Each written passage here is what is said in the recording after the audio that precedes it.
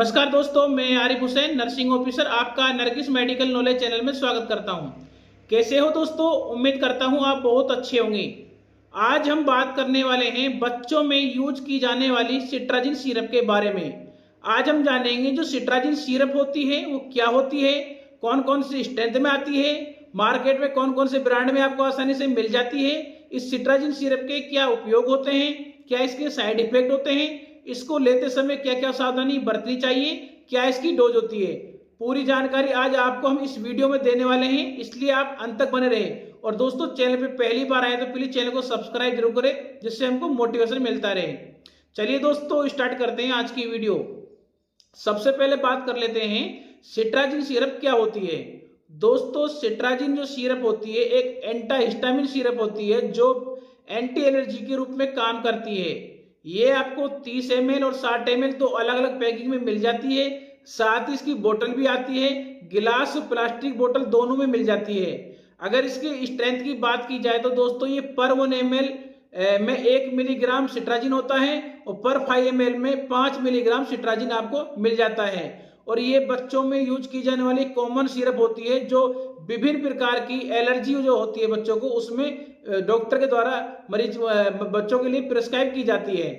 अब हम बात कर लेते हैं दोस्तों इस सिट्राजिन सिरप के कुछ पॉपुलर ब्रांड के बारे में। तो दोस्तों, सिट्राजिन सिरप के कुछ पॉपुलर ब्रांड होते हैं जैसे कि सेटजिन, जायरटेक, एलरिड, ओकासेट, जेनेटेक, जायसेट। ये कुछ पॉपुलर ब्रांड होते हैं जो मार्केट में आपको हर मेडिकल स्टोर पे आसानी से मिल जाते हैं, लेकिन कंपोजिशन सब में सेम ही होता है, सिट्राजिन हाइड्रोक्लोराइड।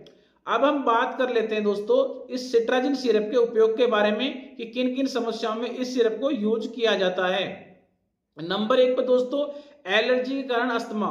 दोस्तों, यदि किसी बच्चे को एलर्जी बहुत ज्यादा रहती है, उस एलर्जी की वजह से उसको अस्थमा की प्रॉब्लम हो गई है, और दोस्तों बच्चे को जब अस्थमा होता है तो उससे बच्चे को सांस लेनी रुक जाती है एक तरह से, और बच्चे को सांस लेने में बहुत ज्यादा दिक्कत आती है।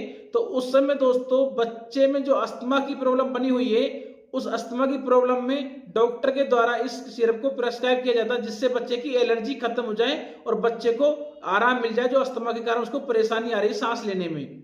नंबर 2 पे दोस्तों, सीजनल एलर्जी। दोस्तों, सीजनल एलर्जी का मतलब होता है जब मौसम में बदलाव आता है, टेम्परेचर अप डाउन होता है और उस समय जो ठंडी ठंडी हवाएं चलती हैं, उसकी वजह से जो बच्चे को एलर्जी हो जाती है, तो उस एलर्जी को खत्म करने के लिए डॉक्टर के द्वारा बच्चों को ये सिरप प्रिस्क्राइब की जाती है। नंबर 3 पे दोस्तों, कीड़े के काटने पर। दोस्तों, यदि किसी बच्चे को किसी जहरीले कीड़े ने काट लिया है और उस कीड़े के काटने की वजह से उसको एलर्जी हो जाती है, तो उस एलर्जी को खत्म करने के लिए भी इस सिरप का उपयोग किया जाता है। नंबर 4 पे दोस्तों, एलर्जी रिएक्शन।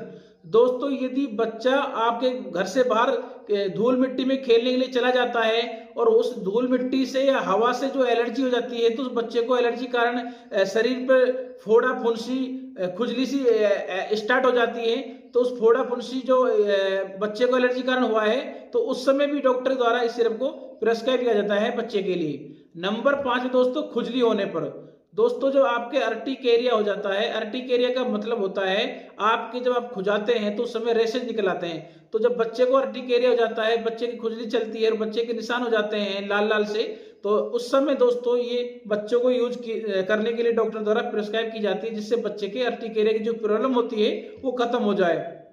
नंबर 6 पे दोस्तों, एलर्जी रेनिटिस।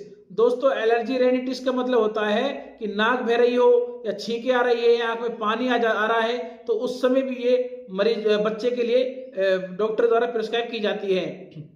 नंबर 7 दोस्तों, गले में एलर्जी होने के कारण लगातार खांसी चल रही है, तो उस समय भी ये बच्चों को उपयोग के लिए दी जाती है। नंबर 8 दोस्तों, दवाओं का रिएक्शन। दोस्तों, कई बार क्या होता है कि बच्चा किसी दूसरी बीमारी की मेडिसिन उसको चल रही है और उस मेडिसिन के कारण उसको एलर्जी हो जाती है, तो उस एलर्जी में दोस्तों उसको काफी समस्या का सामना करना पड़ता है, तब भी डॉक्टर द्वारा उस एलर्जी को रिएक्शन को रोकने के लिए इस सिरप को यूज किया जाता है। नंबर 9 पे दोस्तों, सर्दी जुकाम। दोस्तों, जब बच्चे को जब मौसम बदलता है, जो सर्दी जुकाम होती है, तो सर्दी जुकाम बच्चे को छींक आना, नाक बहना है, नाक बंद होना, बुखार भी आ सकता है दोस्तों।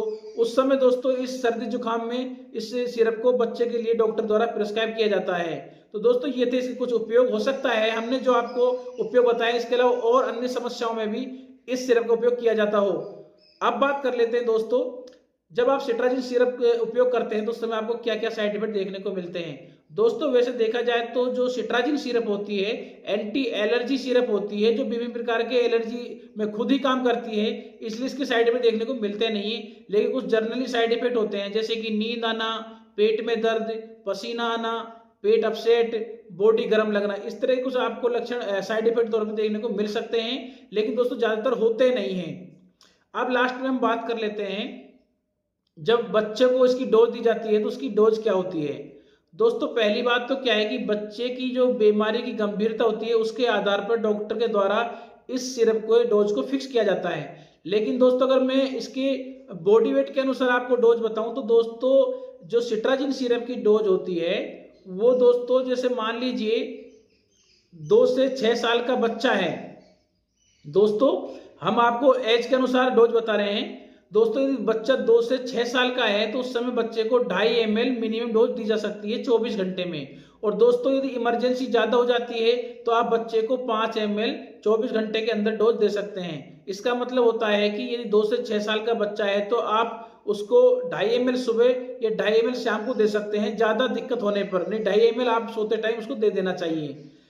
और अगर 6 से 12 साल के बच्चे की डोज की बात की जाए तो दोस्तों मिनिमम डोज 5 ml होती है 24 घंटे में, और मैक्सिमम डोज इसकी 10 ml होती है बच्चे में, 6 से 12 साल का जो बच्चा होता है। और दोस्तों 2 साल से नीचे के बच्चे को इस सिरप का उपयोग करने से बचना चाहिए, नहीं लेनी चाहिए। और दोस्तों जब आप बच्चे को इस सिरप का उपयोग करने के लिए देते हैं तो उस समय दोस्तों इसमें ड्रोसीनेस थोड़ा ज्यादा होता है, इसलिए बच्चे को सडेशन आ सकता है, इसलिए घबराने वाली कोई बात नहीं होती है। तो दोस्तों ये थी आज की वीडियो में एक छोटी सी जानकारी जो हमने आपको बताई सिट्राजिन सिरप के बारे में। दोस्तों ओवरऑल देखा जाए तो जो सिट्राजिन सिरप होती है ये किसी भी प्रकार की एलर्जी बच्चे में हो जाती है, उस एलर्जी को खत्म करने के लिए या कम करने के लिए इस सिरप का डॉक्टर द्वारा प्रिस्क्राइब करने के लिए दी जाती है बच्चे के लिए। तो ये थी आज की वीडियो की छोटी सी जानकारी। आपको कैसी लगी? अच्छी लगे लाइक करें, शेयर करें, कमेंट करें। चैनल पे पहली बार आए तो प्लीज चैनल को सब्सक्राइब करें, बेल आइकन घंटी को जरूर दबाएं जिससे हमारे आने वाली वीडियो की आपको समय समय पर नोटिफिकेशन मिलती रहे। आज की वीडियो दोस्तों इतना ही। जय हिंद, जय भारत।